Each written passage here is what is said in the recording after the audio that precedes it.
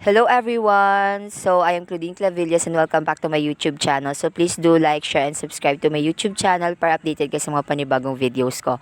So, for today's video guys, is tuturuan ko kayo ng tutorial kung paano kayo mag-order online ng inyong mga birth certificate or mga other certificates na hindi na kailangan pumila.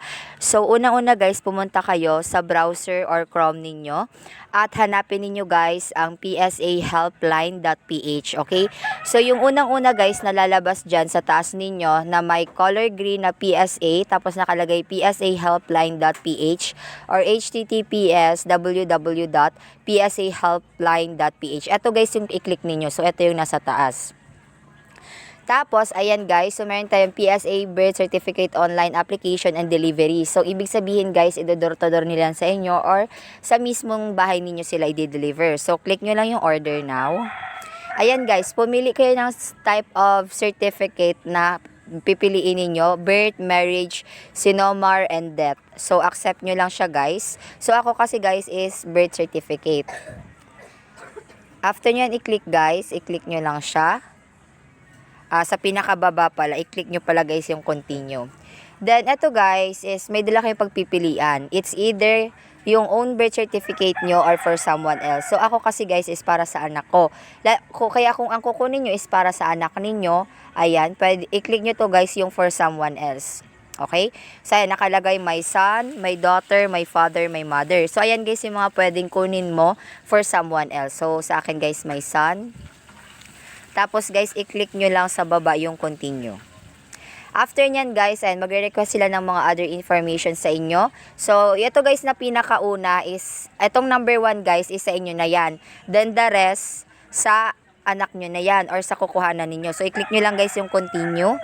Okay? So, dito guys yung gender nyo. So, for example, ako, female, single, tapos lagyan natin guys, for example, pangalan ko na lang guys, okay?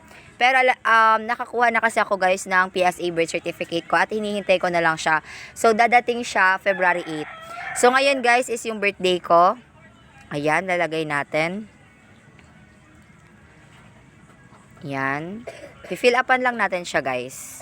Ayan. So, dito guys, pipili kayo kanong government ID, yung may sasubmit nyo sa kanila na magve-verify na kayo yung nagre-request ng birth certificate na yon. Okay? So, pili lang kayo dyan.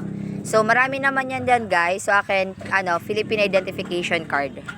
Okay na siya guys. Then, after nyan, i-click nyo na lang siya. Ayan. So, ayan guys, ito naman is yung mga information na to sa anak ko. So, i-fill up ko na lang siya guys. Then, after nyan, in-next ko na. Kasi, mga information to na importante. So, okay na guys yung step 2 natin. Sa step number 3 natin is, dito ilalagay ninyo kung may father ba sa birth certificate or wala. So, if wala, lagyan nyo na lang, i-check nyo na lang to guys na there is no father's name in the certificate of live birth. Pero kung meron guys, is i-fill up nyo tong tatlo na yan, okay? Then, i-click next na lang natin. Then, after nyan guys, ayan, ako na yan. So, mga information ko na yan. Pangalan ko, middle name ko, tapos yung last name ko guys. So, maiden last name guys. Okay? So, ayan, mga sample lang naman yan guys. Ito ang middle name ko. Iba naman yan guys. Kasi ang Claudine ko is my first name. So, Mary Claudine is my first name. Tapos dito guys is sa number 4 natin is kung saan siya pinanganak. Yung nakalagay guys doon sa birth certificate niya. So, eto, Philippines. Tapos dito guys, i-click nyo na lang yung province. Kung anong province siya. Then, saan siya pinanganak. Okay? Ise-select nyo guys kung saan siya pinanganak. Okay? Ayan siya. Once na na-complete nyo na guys yung step number 4, pupunta na kayo guys, saan ba yung request nyo? Passport, travel ba, school requirement, claims or benefit loans, late registration, or others. So, yung sa akin kasi guys is school requirement siya. So, i-click nyo na lang siya. Then, continue yung susunod. Then, dito naman guys is your delivery address and contact. So dito guys is nationwide door to door. Ito guys yung i-click ninyo na kung saan kung gusto nyo na talagang mismo sa bahay nyo. Pero for me guys, mas advice ko na sa mismong bahay na lang ninyo kasi magme-message naman yan sa inyo kung kailan siya dadating para makapag-prepare kayo. Then after nyan, okay na yan. Pero meron dito guys mga pick up, mga specific locations lang dito sa Metro Manila. So ito kasi guys nationwide, lalo na sa mga nasa province kayo, malaking bagay yan. Okay? Then dito guys sa mga pinakababa, i-double check mo lang naman yung mga informations about sa'yo. Then after nyan, aayusin mo lang yung sa address mo. Then yung pinaka last step neto guys is magbabayad ka sa online. So before ka mag-order ng PSA online na to guys, tabi na kayo or maglagay na kayo ng 365 pesos sa GCash account nyo or other e-wallets. Kasi after nyong mag-file neto or mag-request, magbabayad kayo kaagad ng 365 pesos. Okay? So, ito guys yung sinasabi ko nga. So, recipient kung kanino, yung house number nyo and street, subdivision or building. Ito guys sa province, kung anong province, pumili na lang kayo dyan. Delivery municipality, anong munisipyo ba kayo? Anong barangay at zip code nyo guys at mobile number para tawagan kayo at ang email para natatrack nyo yung mga kung nasan banda na ba siya. Nag-update naman kasi sila guys. Yun nandito guys sa pinakataas niya, hindi ko na mapapakita sa inyo kasi mga personal details na yan guys.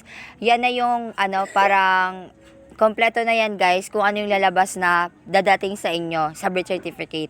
Okay? Tapos guys, sa pinakababa niya, nakalagay yung contact details. Ayan yung contact details. Tapos yung email address. Then after nyan guys, kung ilang copy, ayan sinasabi ko na 365 pesos ang babayaran ninyo. So dito guys nakalagay, are you personally the one who will receive the document? Or do you want to sign an authorized representative? So ako kasi guys, is ako mismo yung magre-receive ng document.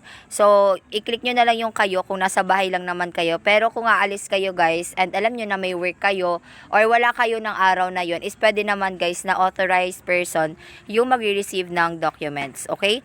Then after nyan guys, i-click nyo na lang yung okay. So next one guys is i-click nyo na lang I confirm that I will personally receive the document and present my government issued ID. Then after nyan guys, napupunta na kayo guys sa mga e-wallet po na kung saan idedirekta kayo doon, isascan nyo na lang yung QR code and doon na kayo magbabayad. Then after nyan guys, okay na. So after ilang days is magme-message naman sila sa inyo. Ito yung proof po na dumating na yung PSA birth certificate from online. Okay? So, ganun lang naman guys. So, sana natulungan ko kayo. So, please do like, share, and subscribe to my YouTube channel para updated kasi mga panibagong videos ko. Again, I am Claudine Clavillas and this is my YouTube channel. Kaya, ayun guys, no more pila-pila. Ngayon, pwede na yan i-deliver door to door sa mga bahay ninyo. So, yun lang guys. Bye!